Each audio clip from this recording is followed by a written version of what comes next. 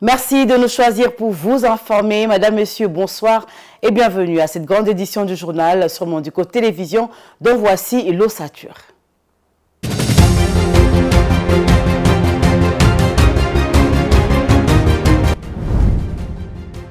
Depuis les États-Unis d'Amérique, où il a participé au congrès du Parti démocrate, l'opposant Martin Fayulu, le président du Parti Engagement pour la citoyenneté et le développement SID, a plaidé pour la tenue d'un dialogue entre la classe politique congolaise sous la médiation de chefs spirituels. L'objectif de cette démarche, selon lui, est de renforcer la cohésion nationale et de soutenir l'intégrité territoriale de la République démocratique du Congo, alors que le pays fait face à une agression du Rwanda sous couvert du groupe rebelle M23. Procès du coup d'État manqué, la République démocratique du Congo réclame 250 millions de dollars américains pour préjudice subi. La partie civile RDC a justifié cette demande d'indemnité par l'ampleur de dommages causés à la nation. L'attaque contre le bureau du président de la République au palais de la nation a créé une véritable psychose dont le pays est porté atteinte aux plus hautes institutions de l'État. Le Conseil de ministres a approuvé le vendredi un plan de relance de la société minière de Bakwanga Miba. Ces projets d'un montant total de plus de 70 millions de dollars américains visent à remettre sur le rail cette entreprise de production et de commercialisation du diamant, autrefois fleuron de l'industrie diamantifère du pays. La confirmation vient du ministre de Mines, Kizito Pakabomba, qui l'a dit au cours d'un forum sino-congolais sur le mine qui s'est tenu le week-end dernier à Mbujimaï.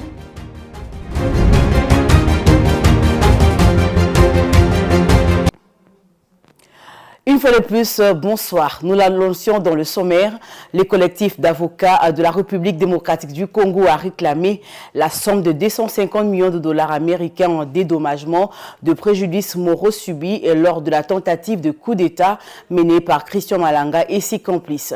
La partie civile RDC a justifié cette demande d'indemnité par l'ampleur de dommages causés à la nation. Selon lui, l'attaque contre le bureau du président de la République au palais de la nation a créé une véritable psychose dont le pays est porté atteinte aux plus hautes institutions de l'État. Viningali Junior. La plaidoirie de l'affaire relative au coup d'État manqué et à l'attaque de la résidence de Vital Kamerhe a débuté ce lundi 26 août 2024 devant le tribunal militaire des garnisons de la Gombe, siégeant en audience foraine à la prison militaire de Ndolo. Ce sont le parti civil qui ont ouvert le débat. L'une d'elles, de la République démocratique du Congo, a sollicité 250 millions de dollars américains de dommages-intérêts. C'est la première partie civile à avoir pris la parole. Dans son exposé, la République soutient qu'elle a subi des préjudices moraux et matériels. Elle argue que le préjudice moraux découle d'abord des idées véhiculées par l'étranger faisant croire aux Congolais que rien ne marche dans le pays, ce qui pousse certains citoyens à se révolter contre les institutions établies. Elle justifie également le préjudice moraux par la peur répandue au sein de la population lors des attaques perpétrées dans la nuit du 18 au 19 mai 2024. Concernant le préjudice matériel, la République invoque des actes de destruction et plusieurs autres faits commis par le prévenu, lesquels ont entraîné de nombreuses dégradations de biens publics. Elle a sollicité 250 millions de dollars américains à titre de dommages-intérêts. Au nombre de 51, le prévenu sont poursuivis pour terrorisme, détention illégale d'armes de guerre, tentative d'assassinat, association de malfaiteurs, meurtre et financement du terrorisme, des infractions punissables jusqu'à la peine de mort. Toujours dans le chapitre sécuritaire, les affrontements entre l'armée congolaise et le rebelle du M23 se sont intensifiés, notamment autour de l'axe Kironko, dans le territoire de Massissi, près des Bourugui ainsi qu'à Kikuvu.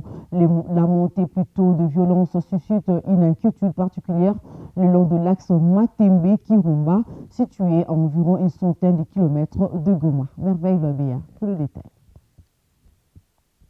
Au cours du week-end, L'Est de la République démocratique du Congo a connu une reprise de combat, mettant fin à une période de calme relatif. Les affrontements entre l'armée congolaise et le rebelle du M23 se sont intensifiés, notamment autour de l'axe Kironko, dans les territoires de Masisi, près de Bougouri, ainsi qu'à Kivuko. La montée des violences suscite une inquiétude particulière le long de l'axe Matembe-Kirumba, situé à environ une centaine de kilomètres de Goma. Cet scandale survient malgré un cessez-le-feu signé à Luanda le 30 juillet dernier. Toutefois, les rebelles du M23 ont rapidement exprimé leur scepticisme à l'égard de cet accord, affirmant qu'ils ne considéraient pas lié à celui-ci. En conséquence, ils ont renouvelé leur demande de négociation directe avec le gouvernement congolais, une requête rejetée par le président Félix Tshisekedi. Depuis lors, le cessez-le-feu de Luanda semble avoir eu peu d'impact sur le terrain. Les discussions se poursuivront le 9 et 10 septembre prochain, après une rencontre ministérielle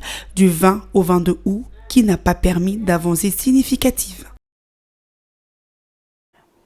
Parlons politique à présent. La plateforme Lamuka ainsi que le parti SID annoncent le retour à Kinshasa de Martin Fayulu pour ce samedi 31 août 2024 et appellent les Congolais à lui réserver un accueil chaleureux.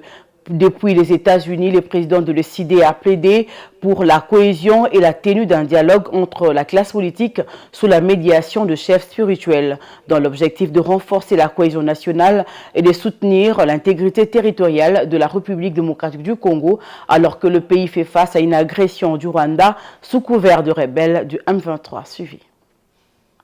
Ce que je dis aux Congolais et aux Congolais, c'est que les amis évoluent.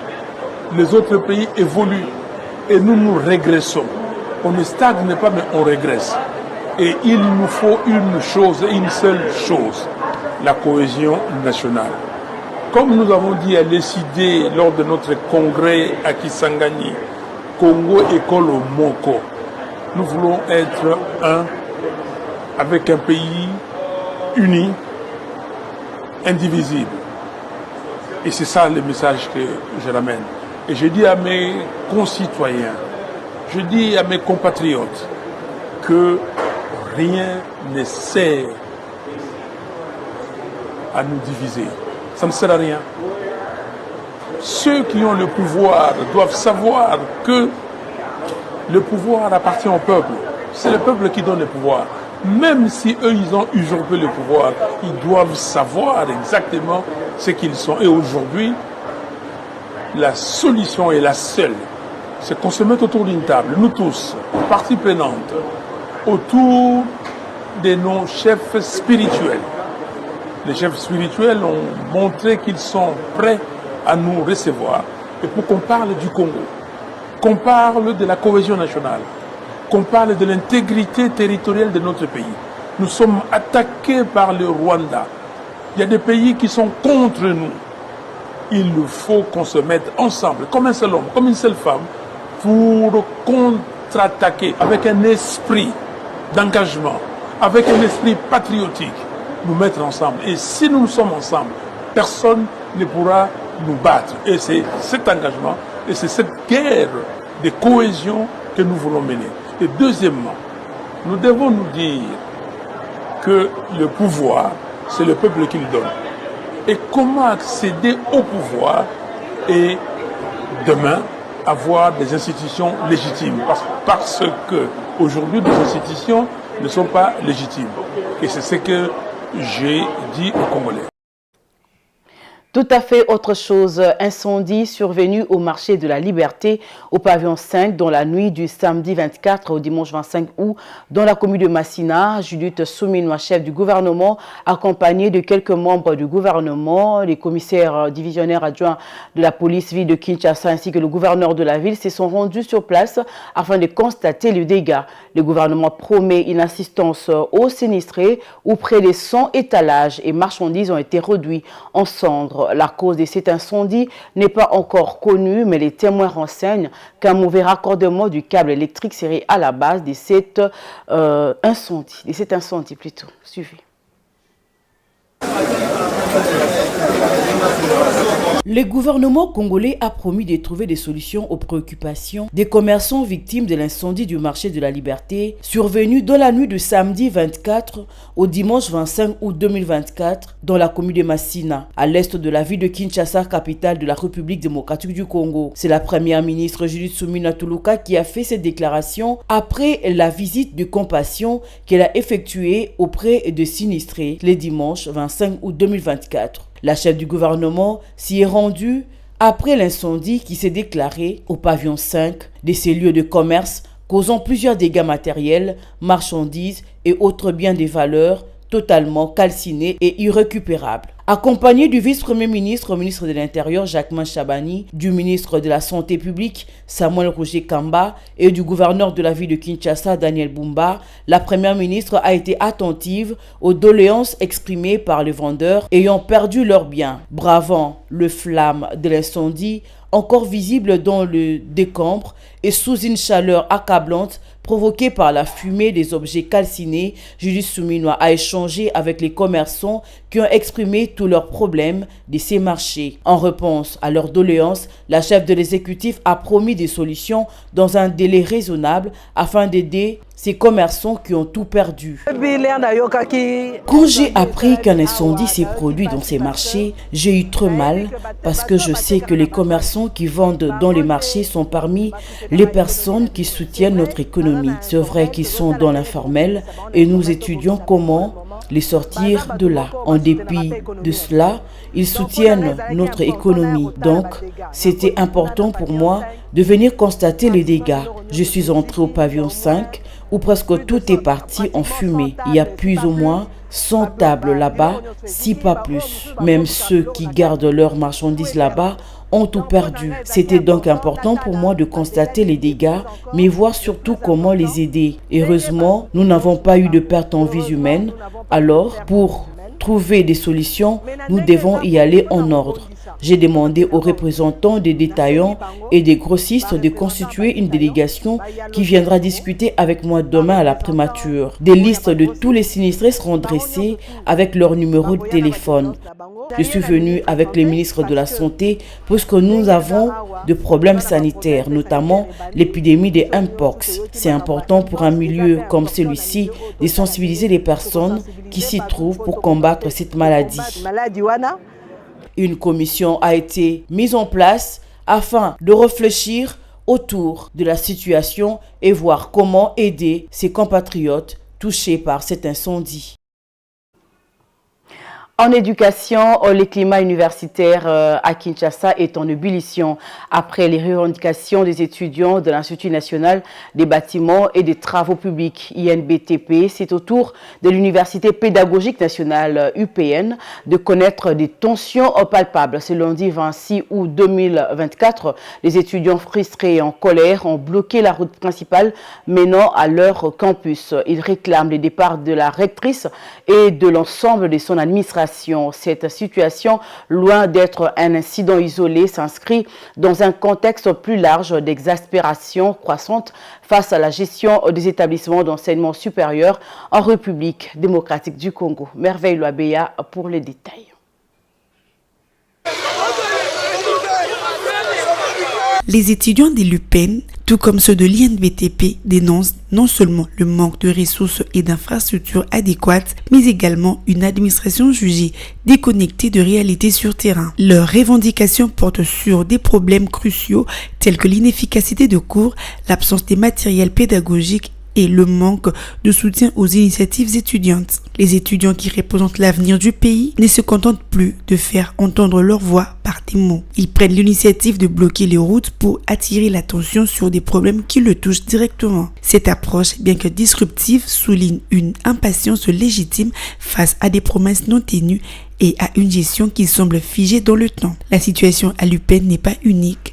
Elle s'inscrit dans une série de mouvements de contestation qui secouent le paysage éducatif congolais. Les étudiants, souvent perçus comme le pilier de l'avenir du pays, se retrouvent dans un paradoxe. Ils aspirent à une éducation de qualité tout en faisant face à une administration qui semble plus préoccupée par la bureaucratie que par leurs besoins. Ce décalage entre leurs aspirations et la réalité administrative crée un climat de méfiance où l'on se demande si ceux qui dirigent les institutions sont réellement à l'écoute des défis contemporains. Les autorités doivent prendre conscience de l'urgence de la situation. Ignorer les revendications des étudiants ne fera qu'aggraver les tensions et risque de mener à des mouvements de protestation plus larges. Il est essentiel d'ouvrir un dialogue constructif où les étudiants peuvent exprimer leurs préoccupations et où les administrateurs peuvent répondre avec des solutions tangibles. Ces manifestations sont un appel à l'action. Les étudiants de l'UPEN, tout comme ceux de l'INBTP, demandent une réforme en profondeur du système éducatif congolais. Ces journal se poursuit, Madame, Monsieur, un forum pour renforcer les liens de coopération entre la Chine et la République démocratique du Congo. C'est celui qui se tient à Mbuji-Mayi, chef-lieu de la province du Kasaï oriental, au centre de la République démocratique du Congo. Cette rencontre, qui a débuté le samedi 24 août 2024, est dénommée Forum sino-congolais sur le mine, économie et coopération, FOSICOMEC. Il est organisé quelques mois après la révision de l'accord de coopération entre la RDC et la Chine pour un partenariat gagnant-gagnant connu sous le nom de contrat chinois. Suivi. Ces forums organisés sur demande de la République populaire de la Chine pour sa coopération avec la République démocratique du Congo a connu la participation des provinces du Kasaï, Kasaï central, Sankuru, Lomami et les Kasaï oriental. Il a été lancé au nom du président de la RDC par le ministre de Mines Kizito Pakabomba en présence de l'ambassadeur de la Chine Zabin. Ce dernier a fait savoir dans son discours que l'année 2024 est particulière dans l'histoire de la coopération entre la RDC et la Chine. L'année 2024 revêt une importance particulière pour la coopération entre la Chine et la République démocratique du Congo. Elle est marquée par la mise en œuvre sur tous les fronts du consensus entre nos deux présidents de consolider notre partenariat stratégique et de coopération globale. Les échanges commerciaux entre la Chine et la RDC ont dépassé 12 milliards de dollars américains, soit une augmentation de 35% par rapport à la même période de l'année dernière et représente 8,5% des échanges commerciaux entre la Chine et l'Afrique. Monsieur Zabin a énuméré des actions déjà menées par la Chine en RDC, notamment la réhabilitation du système d'adduction d'eau potable à Mbuji-Mayi. Aussi, le diplomate chinois a annoncé la finalisation d'autres projets d'intérêt commun. Les ressources de diamants dans le Grand Kasaï sont de renommée mondiale. Depuis 2013, la société chinoise AFECC a opéré à Mbuji-Mayi en créant la SACIM SA, construit des chaînes de production minière modernes, réhabilité les centrales hydroélectriques de Movo, créant plus de 1000 emplois directs. Dans le Kasaï oriental et le Kasaï central, la partie chinoise a déjà réhabilité le système d'adduction d'eau, construisant la route nationale numéro 1 et le marché moderne de Dibomba. Le ministre de Mines Kizito Pakabomba a profité de l'occasion pour annoncer une enveloppe importante d'argent que le gouvernement congolais va disponibiliser pour la relance de la société minière des Bakwanga. Une décision prise récemment par le gouvernement congolais lors du Conseil des ministres. Des provinces du Kasaï, Kasaï central, Sankuru et Lomami, mais également le Kasaï oriental qui nous accueille.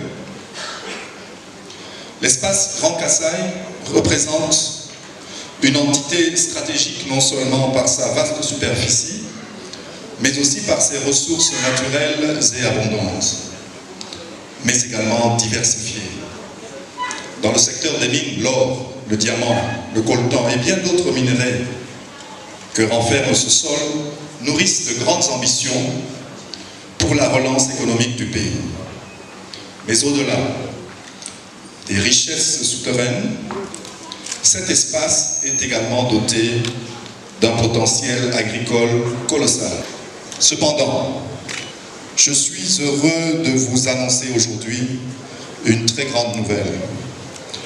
À l'issue du Conseil des ministres, le gouvernement, qui est l'actionnaire majoritaire de l'AMIBA, a pris une décision importante, je disais, de débloquer 70 millions de dollars pour la relance de l'AMIBA. Le forum de Mbuji-Mayi se tient quelques jours avant un autre prévu en début du mois de septembre à Pékin, capitale chinoise, et qui permettra à la RDC et la Chine d'échanger sur la coopération entre les deux pays. Preuve que les relations entre la RDC et la Chine sont au beau fixe. La population du Grand Kasaï, qui a connu des moments difficiles, attend avec impatience les retombées de tous les projets en cours de réalisation dans plusieurs villes.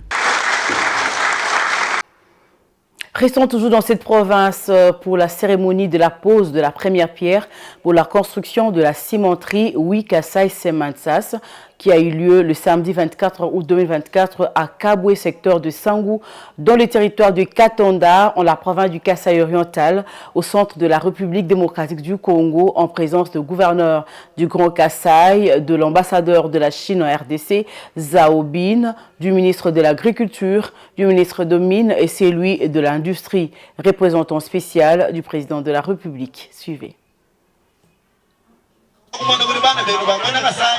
Cette cimenterie, dont les activités débuteront en 2025, aura une production annuelle de 1,2 million de tonnes. Sa construction va permettre de renforcer la centrale hydroélectrique de Tiala qui va augmenter sa production électrique à 30 MW pour couvrir tout le besoin en énergie électrique de cette cimenterie. La pose de la première pierre s'est déroulée à la chinoise en présence de toutes les autorités invitées à cette cérémonie. À l'aide d'une bêche, les officiels associés au chef coutumier ont mis de la terre autour de la pierre. Ces projets de construction de la cimenterie à Katanda est une première et pourra répondre à la forte demande en matériaux de construction et participer activement à la modernisation de l'espace Grand Kasaï qui n'a aucune cimenterie. Les provinces du centre de la RDC, notamment le Kasaï oriental, Sankuru, Lomami, Kasaï central et Kasaï, restent à ce jour trop dépendantes des ciments qui proviennent des autres provinces ou importés des pays voisins à des prix très élevés. Célébrer la cérémonie de pose de la première pierre du projet d'une nouvelle unité de production avec le nouveau procédé à sec de ciment d'une capacité annuelle de 1,2 million de tonnes et un projet de centrale hydroélectrique de 30 MW de WIH Kasai Semantsas. Et c'est un grand honneur pour nous de pouvoir inviter son Excellence le ministre, les gouverneurs, l'ambassadeur de la République populaire de Chine en République démocratique du Congo, les représentants des services étatiques et des différents domaines, ainsi que les amis des médias pour participer et ensemble à ce moment historique important. Le gouverneur de la province du Kasaï oriental a rappelé l'importance du ciment pour le développement de sa province. Il a soulevé que cette cimenterie va générer plus de 500 emplois, ce qui réduira tant soit peu le taux de chômage dans cette contrée. Le ciment constitue l'ingrédient basique de l'industrie de construction et le calcaire qui en est la source et le minerai fondamental de développement. L'avoir comme richesse dans notre province est une fierté en ce qu'il permettra aux filles et fils du Kasaï oriental de construire leur province. Grâce à la concrétisation de ce projet de construction de la cimenterie West International Welding Cement SAS, nous pourrons répondre à la demande croissante en matériaux de construction, soutenir les projets d'infrastructure et participer activement à la modernisation de notre pays et de l'espace Grand Kasaï. Présent à cette cérémonie de la pose de la première pierre, le ministre de l'Industrie, Louis Kabamba Watoum, s'est également réjoui de la construction de cette cimenterie à Katanda. Il a représenté le chef de l'État Félix Tshisekedi à cette cérémonie. Cette cimenterie, fruit d'une vision stratégique, d'une collaboration solide entre les secteurs publics et privés, ne se résume pas à une simple infrastructure industrielle. Elle symbolise notre détermination à diversifier notre économie, à renforcer notre autonomie et à répondre aux besoins croissants de nos populations en matière de développement et de modernisation de nos infrastructures de base. Le projet que nous lançons aujourd'hui aura des répercussions majeures sur l'économie nationale. En effet, la création de cette cimenterie, comme l'ont dit mes prédécesseurs, générera des milliers d'emplois directs et indirects, contribuant ainsi à la réduction du taux de chômage et à l'amélioration des conditions de vie de nombreuses familles à travers le pays. Les Congolais en général, le Kassaïen en particulier, espèrent voir les travaux de construction de cette cimenterie s'achever rapidement pour réduire la dépendance de la RDC aux importations du ciment.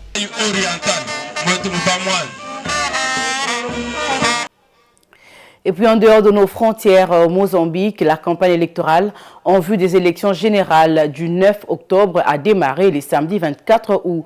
Le Frélimo, au pouvoir depuis l'indépendance du pays en 1975, se prépare à une nouvelle confrontation avec les Ranmano, principal parti d'opposition né d'une ancienne rébellion anticommuniste. Cependant, une troisième force politique pourrait venir perturber les pronostics.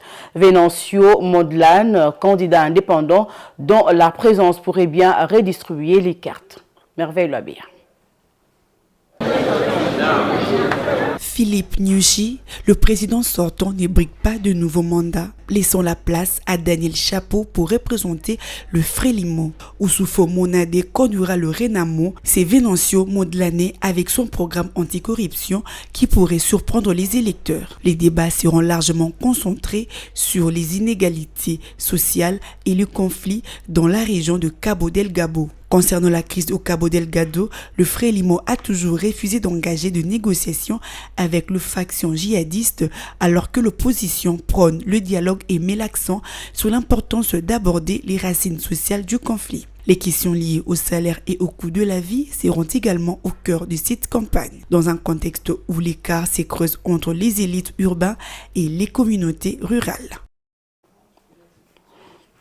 Et pour finir, après avoir enregistré 2 cas suspects, en début de semaine, le Malawi a commencé à dépister les mpox à tout le point d'entrée dans le but de prévenir la propagation et l'apparition potentielle du virus.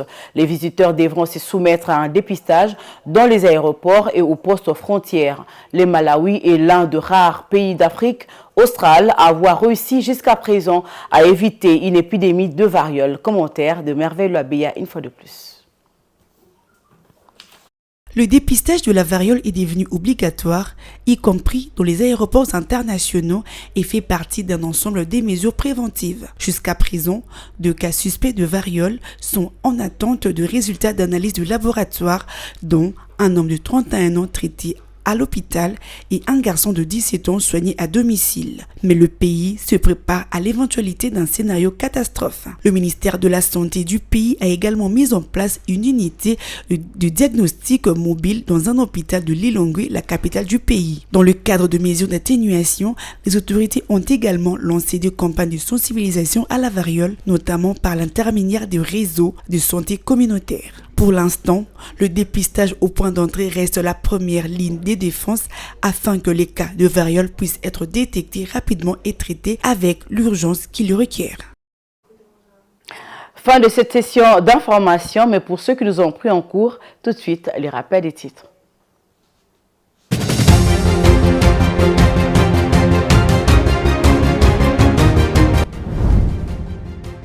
Depuis les États-Unis d'Amérique, où il a participé au congrès du Parti démocrate, l'opposant Martin Fayulu, le président du Parti Engagement pour la citoyenneté et le développement SID, a plaidé pour la tenue d'un dialogue entre la classe politique congolaise sous la médiation de chefs spirituels.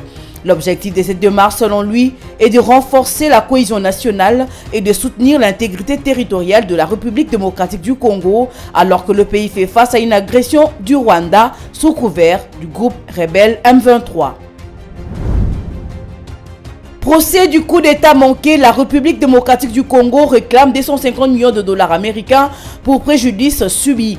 La partie civile RDC a justifié cette demande d'indemnité par l'ampleur de dommages causés à la nation. L'attaque contre le bureau du président de la République au palais de la nation a créé une véritable psychose dans le pays et porté atteinte aux plus hautes institutions de l'État.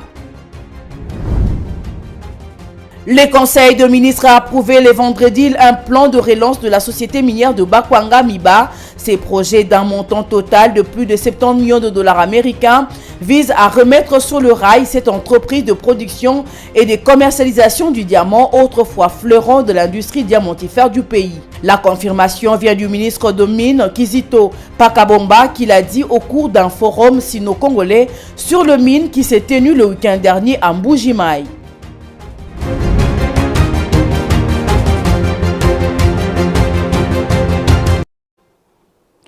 C'était le journal de la rédaction. Madame, Monsieur, merci de l'avoir suivi. Restez branchés au programme de Montiko Télévision. Bonsoir.